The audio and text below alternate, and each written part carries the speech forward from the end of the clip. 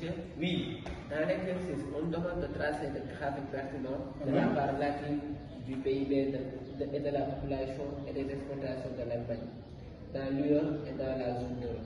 Ok. Donc, ici, on demande de tracer le diagramme pertinent de la part relative. La part relative, c'est la part en pourcentage.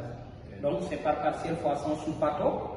Part partielle fois 100 sur part totale pour trouver le résultat en pourcentage. Et on vous demande de représenter le graphique pertinent du PIB global. Donc, forcément, l'exercice vous a donné la part de l'Allemagne, vous a donné la part de l'UE et la part de la zone euro. Donc, l'UE fait combien de membres? 27 membres. La zone euro, c'est 20 membres. Donc, on vous demande de calculer la part de l'Allemagne sur les 27 et sur les 20 membres. Donc, vous devez dire part de l'Allemagne multiplié par 100 sur UE, par UE, moins dans l'UE. Après, tu vas faire la même chose dans la zone euro. Mais vous le faites sur le PIB global, sur la population et sur les exportations. Donc, tu peux choisir le diagramme en bas ou pour l'UE.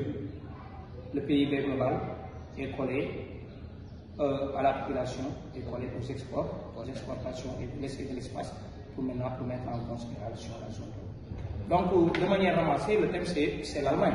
Donc, on peut dire que l'Allemagne est une étude économique, n'est-ce pas? Parce que cette année 2023-2024, l'exemple en Europe porte sur l'Allemagne. Donc, l'Allemagne est un pays de l'Europe centrale. Sa superficie est de 357 021 km². La population est estimée à 83 860 000 habitants. L'Allemagne est limitée à l'est par la Pologne et la République tchèque, à l'ouest par le Benelux, Belgique, Néerlande, Luxembourg et la France, au nord par le Danemark et au sud par l'Autriche et la Suisse. L'Allemagne est une grande puissance économique, comme on peut le dire. L'Allemagne est la 4e puissance économique mondiale et la première de l'Europe. Sa puissance économique se manifeste par le dynamisme des différentes activités. Donc, tout le monde sait que l'industrie est la locomotive de l'économie allemande. L'industrie est le moteur de l'économie allemande. Elle occupe 31% du PIB et 35% des actifs. Cette industrie se développe grâce à la diversification et la qualité de ses productions. 4 secteurs constituent le fer de lance de cette industrie allemande. Donc, on peut donner les biens d'équipement, on peut donner la chimie comme Haus, Bay et Bafs, l'électronique comme Siemens, Grundig, Bosch, les constructions, comme on le dit, mécaniques comme Volkswagen, on peut donner Opel, on peut donner ce qu'on appelle BMW et Mercedes. À la suite de l'industrie, on peut dire que l'agriculture reste discrète mais performante. Maintenant, elle mobilise 3% des actifs, donc on peut dire que 3% de la population allemande sont dans le secteur agricole et fournit 1,3% du PIB. Cette puissance agricole allemande est due au soutien de la PAC. La PAC, c'est la politique agricole commune, mais aussi à la recherche et le financement de l'État. Elle produit essentiellement de la betterave à sucre. L'Allemagne représente le 3e rang mondial, pommes de terre, 7e rang mondial, du blé, 6e rang mondial et de l'orge qui est 3e rang mondial. Et sur le plan commercial, l'Allemagne reste une grande puissance. Sa balance commerciale est excédentaire. Maintenant, ce succès est dû à divers facteurs. D'abord, la qualité de ses produits. 1. Le contrôle des marchés en Europe centrale et orientale. La délocalisation, les exportations vers la Chine et les États-Unis. Donc les exportations sont dominées par l'automobile, les machines à outils, les ordinateurs, alors que les importations portent sur les matières premières.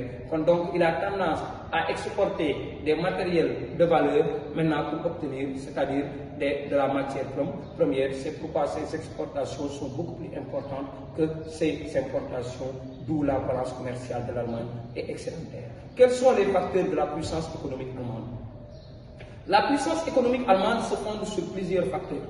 Une organisation économique très efficace qui repose sur le consensus social, une monnaie forte et le capitalisme rénal. Un important marché de consommation au pouvoir d'achat élevé, une main-d'œuvre qualifiée, la bonne qualité de ses produits. Mais aussi, en Allemagne, on note une bonne position géographique parce que l'Allemagne est l'interface entre l'Europe de l'Ouest et l'Europe de l'Est. Donc, aujourd'hui, on peut dire que l'Allemagne est la première puissance de l'UE.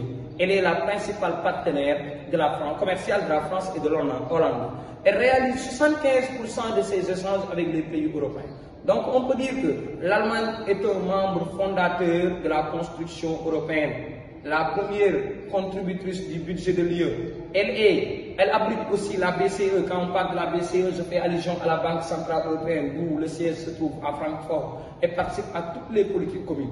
Donc l'Allemagne fait partie des pays de l'accord Schengen et de la zone euro. Quels sont les problèmes de l'économie allemande? Sur le plan économique, l'agriculture allemande est handicapée par des divers rites. Maintenant, des sols médiocres au nord, mais aussi un relief montagneux. L'industrie souffre de la concurrence étrangère, dont la principale conséquence est la baisse des emplois industriels. Cependant, elle est handicapée aussi par sa forte dépendance énergétique. Et sur le plan social, elle enregistre un fort taux de chômage, mais aussi on a un vieillissement qui est avancé, d'où un faible indice synthétique de fécondité, ce qui cela peut amener la dépopulation, mais aussi le manque de main-d'œuvre.